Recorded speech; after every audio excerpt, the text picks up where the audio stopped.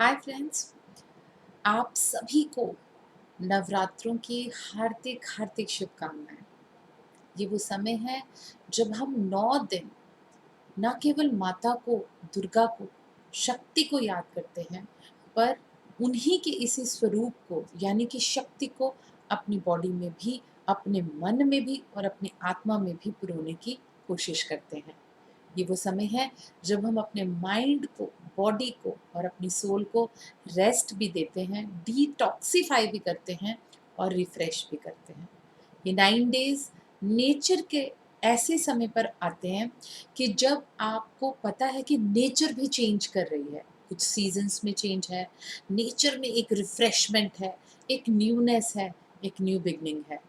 अमावस्या के बाद पहली प्रतिपदा से पहला नराता स्टार्ट होता है और इसी समय माता दुर्गा हमें कुछ बताने के लिए आती हैं।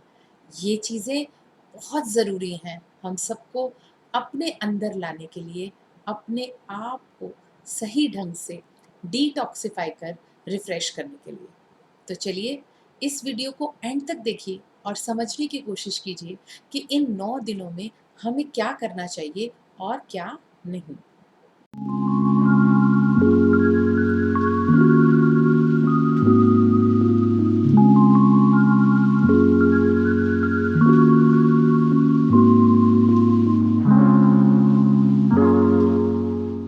चलिए बात शुरू करते हैं हम सबसे पहले कि हम ज्योत ही क्यों जलाते हैं।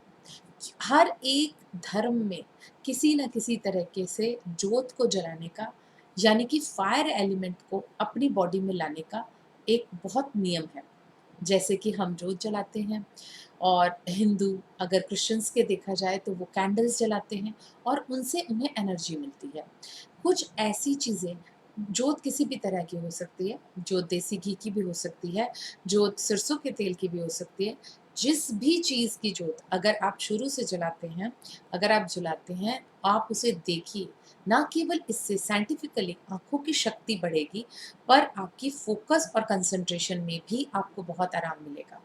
और फायर एलिमेंट जो कि एक ऐसा एलिमेंट है, बहुत नेसेसरी एलिमेंट है हमारी बॉडी का, क्योंकि हमारी बॉडी 5 तत्वों से बनी है। वैसे तो 8 तत्व होते हैं जिसमें मन, अहंकार, बुद्धि भी शामिल है, पर अगर हम मेजर 5 तत्व देखें तो क्या है? वाटर यानी कि पानी, अर्थ यानी कि पृथ्वी, फायर यानी कि अग्नि, अ, ये है सबसे छोटा वाला, एयर यानी कि वायु, और ईथर यानी कि आकाश। ये 5 तत्वों से बना है। ये यही फिंगर्स फ्रेंड्स हमारे ये रिप्रेजेंट करती हैं पार्ट्स को। जिन 5 तत्वों से हमारी बॉडी बनी है, उन्हीं 5 तत्वों को बैलेंस करने का समय है नवरात्रि।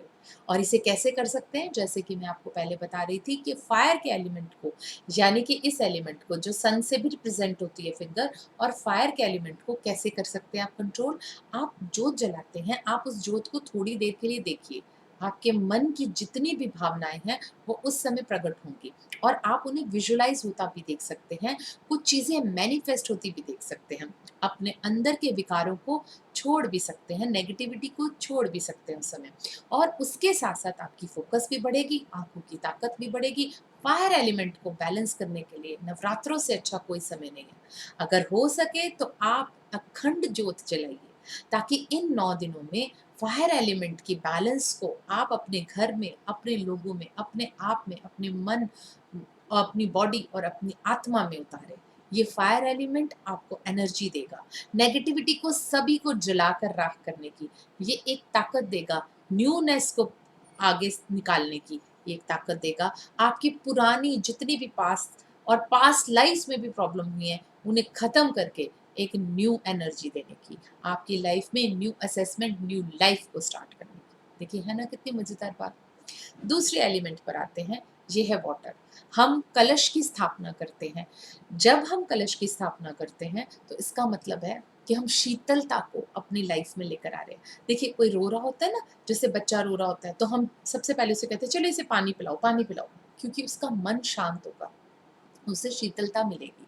क्या मिलता है जल से? सबसे पहले शीतलता मिलती है, जल से सबसे पहले ठंडक मिलती है। जल जीवन है, हमारी बॉडी में 70% से ज़्यादा पानी है। मून हमारे इमोशंस को पानी की वजह से कंट्रोल करते हैं, क्योंकि मून इतनी ताकत रखते हैं कि टाइड्स आ जाते हैं। पानी की इतनी ज़रूरत है। हम बिना खाए रह सकते हैं, पर बिना पिए नहीं रह सकते। हमारी बॉडी में, हमारे अंदर, हम जिसके बने हुए हैं, अगर हम उसको याद करेंगे, उस जल को अमृत के समान अपने जीवन में लेकर आएँगे, सिर्फ़ एक बंधे हुए तरीके से उसे लेकर आएँगे। देखिए आप बहुत सारी जगह पर मैं मेडिटेशन के ड्यूरिंग कहती हूँ कि आप शॉवर के नीचे खड़े हुए हैं, ऑरा को क्लीन करने का सबसे अच्छा तरीका है।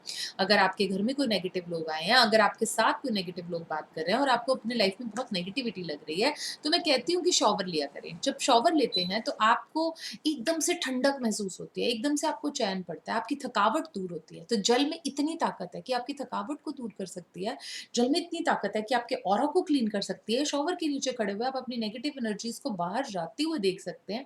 कितनी अमेज़िंग बात है। और ये तत्व हमारे वैदिक तत्व, ये तत्व जिनसे हम बने हैं, ये वेद ने, हमारे वैदिक साइंस ने इसे पहले ही प्रूव करा है। तो क्या हमें इससे क्या पता चलता है कि हम अपने अंदर के और अपने बाहर के जल तत्वों को मेंटेन करें, बैलेंस करें, उसे याद करें, उसको उसके जल की स्थापना करें, कलश की स्थापना करें। और फिर उस जल को 9 डेज़ के बाद आप अपने घर में ज़रूर आप छिड़कें, ताकि आपके घर में नेगेटिविटी का वास जो है वो ख़त्म हो जाए और पॉज़िटिव एनर्जी बहुत सारी निकल कर आए।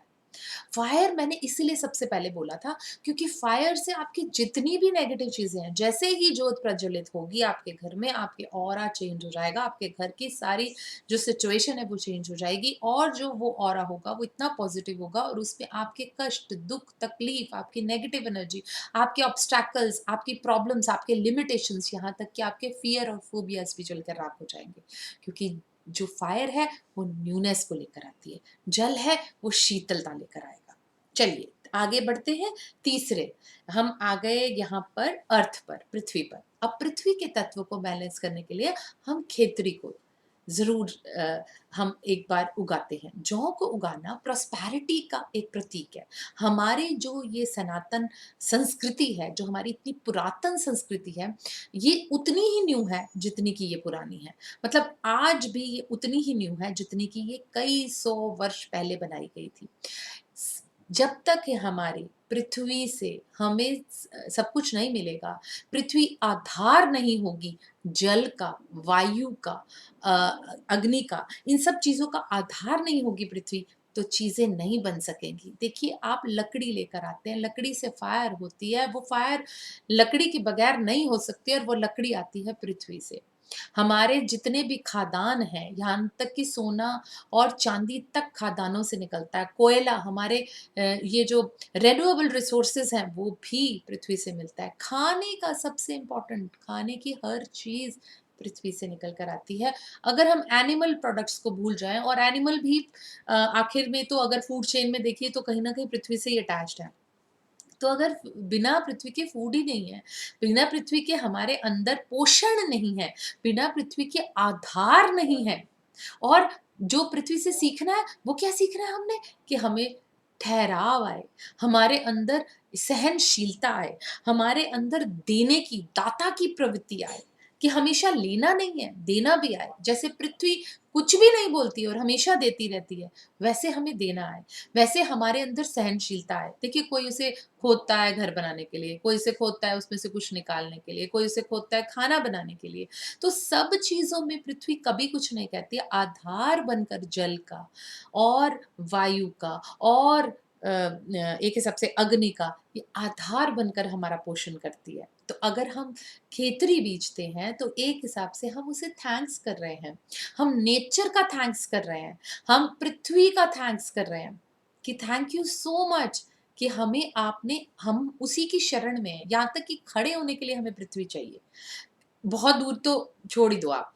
तो अगर हमारा आधार, हमारी रूट्स पृथ्वी है, अगर हमारा आधार, हमारे दिल का, हमारे अपने आप का आधार, हमारे तत्वों में से हमारा आधार पृथ्वी है, तो पृथ्वी को नमस्कार कर हम प्रॉस्पेरिटी के लिए उससे प्रार्थना कर सकते हैं। कहते हैं ना जौ बहुत अच्छे आए, तो हमारा तो बहुत अगला 6 महीने बहुत अच्छे रहेंगे, प्रॉस्पेरिटी रहेगी। It's like that, it's very simple and very interesting. So मैं आपके साथ ये शेयर करना चाहती थी। आगे चलते हैं हम एयर तत्व पर, वायु के तत्व पर। अब वायु तत्व सबसे पहले आप सोचिए, अगर आप एयर के बारे में सोचते हैं तो क्या सोचते हैं? प्राण शक्ति, अपने अंदर ब्रीदिंग की पावर, ब्रीथ कर रहे हैं, ब्रेथ को छोड़ रहे हैं। हमें बार बार योगा आसन से ये सिखाया जाता है कि बहुत ज्यादा भी नहीं लेने, क्योंकि गिनती के श्वास है, हमें उतने ही लेने। उसे रोकना भी सिखाया जाता है कि हम श्वासों को रोक सकते हैं, तो जितनी देर तक हम उसे रोकेंगे तो हमारी गिनती के श्वास हमें उतने ही मिलेंगे। वायु तत्व हमें सबसे पहले हल्कापन देती है। आप एयर में जैसे-जैसे ऊपर जाते हैं ना, अपने आप को हल्का महसूस करते हैं कि यू आर लाइटर, आपका मन निर्मल हो जाता है, मन शांत होता है। आ आस-पास की एयर आपकी बहुत अच्छी हो जाएगी। आप एसेंस जलाते हैं, कोई ना कोई इंसेंस स्टिक जलाते हैं, जब वो आता है आपके घर में माता की प्रेज़ेंस के साथ, जब वायु तत्व एक हिसाब से निकल के आता है, तो आप फ्री हो जाते हैं, अपने आप को स्ट्रेस से, एंग्जायटी से फ्री महसूस करते हैं। एक एटमॉस्फेयर में एक न्यूनेस आ जाती है, रिफ्रेशमेंट आ जाती है। और आपको मैं बताऊँ, जितनी भी आयुर्वेदिक दवाइयाँ हैं, उसमें हमेशा कहा जाता है कि वायु तत्व से पेन होता है। तो अगर वायु तत्व की एक्सेस आपकी बॉडी में हो जाती है, जिसे गैस भी कहते हैं, तो आपको किसी न किसी अंग में पेन होता है।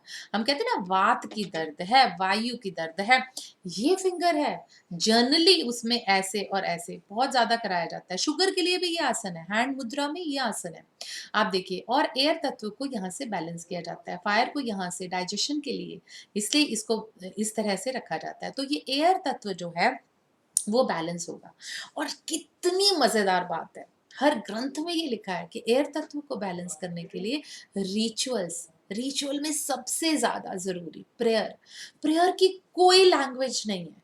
आप किसी भी लैंग्वेज में प्रेयर कर सकते हैं। आप बोल भी नहीं सकते हैं, तो भी आपके दिल की आवाज़ वहाँ तक जाएगी। जैसे हमें हवा दिखती नहीं है पर प्रेज़ेंट है, ऐसे मन के विचार प्रेयर की फॉर्म में, थॉट्स की फॉर्म में, बिलीव्स की फॉर्म में, फेथ की फॉर्म में जब माता के पास जाएँगे, तो आपके दिल की हर बात सुनी जाएगी, मानी जाएगी और आपको आशीर्वाद मिलेगा ही मिलेगा। इसलिए एयर तत्व को भी, वायु तत्व को भी अपनी बॉडी में, अपने आस-पास, अपने घर में बैलेंस कीजिए, बहुत ज़रूरी है। चलिए, अब लास्ट तत्व है आकाश। कितनी मज़ेदार बात है। आकाश को हृदय यानी कि मन के बराबर कहा गया है। जैसे आकाश अनंत है, उसकी कोई सीमा नहीं है, ऐसे मन अनंत है, उसकी कोई सीमा नहीं है। ये ईथर यानी कि मन यानी कि आकाश का ये एक सिंबल है। अब आकाश का क्या सिंबल है? पहले के घरों में क्या होता था कि बीच में एक खाली जगह छोड़े जाता था वास्तु की वजह से। आमने-सामने चारों तरफ घर होते थे, बीच में, ताकि उस आकाश के तत्व को बैलेंस किया जाए, जो सबसे मेन इम्पोर्टेंट है। अब आकाश के तत्व का नंबर है 5। लोशो ग्रिड से अगर आपको ज़रा भी पता हो, मेरी पुरानी आप वीडियोज़ देख सकते हैं लोशो ग्रिड में। आकाशीय तत्व जो सेंटर का है, उस भाग को क्लीन रखना चाहिए। मैं तो टेबल्स के सेंटर का पोर्शन भी क्लीन रखती हूँ। अपने घर में हम टेबल्स कहाँ रखते हैं? नॉर्मली ड्राइंग रूम्स में, और ड्राइंग रूम में सेंटर में कहीं न कहीं टेबल आती है। छोटी टेबल जो अगर आती है, तो मुझे टेबल्स के सेंटर भी क्लीन चाहिए, क्योंकि मुझे पता है कि जो सेंटर की चीज़ है, जो आकाश की तत्व है, जो मन है, जो अनलिमिटेड है, जहाँ से सब कुछ लिया जा सकता है, जहाँ से सब कुछ प्राप्त किया जा सकता है और सब कुछ खराब भी किया जा सकता है, उस मन को बस में करना आना चाहिए। उस मन को, इंद्रियों को बस में करेंगे, तो सब कुछ बस में हो जाएगा। और वो अनलिमिटेड है, उसकी कोई सीमा नहीं है, उसकी सोच की कोई सीमा नहीं है। इसे बराबर करने के लिए आप जब भी हवन यज्ञ करते हैं, तो आस-पास सब बैठते हैं और बीच में हम फायर के तत्व को, वायु के तत्व को लेकर आकाश के तत्व की एक प्रेज़ेंस दिखाते हैं। जनरली जब पूजा की जाती है, तो थोड़ा-सा हटकर बैठकर की जाती है, ताकि वो आकाश का तत्व भी बीच में इंक्लूड हो। खुलापन, अनंतनेस, जो मन की सीमा नहीं है, वो आकाश को यानी कि ईथर को रिप्रेज़ेंट करता है। बहुत सारी बुक्स में मैंने ये पढ़ा है कि यहाँ से आपकी विल पावर नोट होती है। पामिस्ट्री के लोग भी यही कहते हैं ना कि अगर आपका ये ज़्यादा नहीं मिलता, तो आपकी विल पावर बहुत स्ट्रॉन्ग है, आप बहुत ढीठ हैं, आप बहुत स्टबर्न हैं, आपको बहुत ज़्यादा आप में ये पावर है कि आप अपने मन की कर सकते हैं, आपके मन में जो आया वो कर सकते हैं। बहुत ज़्यादा अगर फ्लेक्सिबल है, मुड़ता है, तो बहुत फ्लेक्सिबल है। देखिए, मैं बहुत ज़्यादा फ्लेक्सिबल नहीं हूँ, क्योंकि मैंने अगर कोई बात समझ ली तो मैं उसे फ़ॉलो करने की बहुत ज़्यादा कोशिश करती हूँ। विल पावर को भी बहुत स्ट्रॉन्ग रखा जा सकता है, स्पेशली फ़ोकस में, कंसंट्रेशन में और काम करने में। तो यही चीज़ें हैं जो माता की प्रेज़ेंस आपको दिखाती है। इसलिए इन नवरात्रि में इन 5 तत्वों को अपनी लाइफ़ में लेकर आइए, ताकि आप सही रूप से अपने माइंड को कंट्रोल कर पाएँ, जो सबकॉन्शियस माइंड है, अपने आप को कंट्रोल कर पाएँ, आपके अपने विकार जो हैं वो निकल पाएँ, आप फायर अग्नि में जला दें अपने नेगेटिव जितने भी आपके सोच है, आपकी फेथ को पॉजिटिव करें, अपने मन को शीतल करें वाटर से, अपने आप को एक न्यू एनर्जी दें वायु से, आकाश से अपने विल पावर को, फोकस को, कंसंट्रेशन को बढ़ाएँ। मंत्र का जाप करके आप अपनी पावर को स्ट्रॉन्ग कर सकते हैं, फोकस को, कंसंट्रेशन को स्ट्रॉन्ग कर सकते हैं। किसी भी मंत्र का जाप कर सकते हैं। और मुझे तो एक बहुत ही अच्छा मंत्र याद आ रहा है, या देवी सर्वभूतेषु शक्ति रूपेण संस्थिता नमस्तस्यै नमस्तस्यै नमस्तस्यै नमो नमः। यानी कि माता जो शक्ति के रूप में हम सब में विराजमान है, उसे नमस्कार है, नमस्कार है, नमस्कार है। ऐसा ही सोच के माता से शक्ति का वरदान लेते हुए आप सभी के लिए बहुत-बहुत मंगल शुभकामनाओं के साथ ये नवरात्रि का त्योहार हम सभी को बहुत खुशियाँ और बहुत ही ज़्यादा प्रॉस्पेरिटी दे। Thank you so much friends. Happy new year too. Thank you.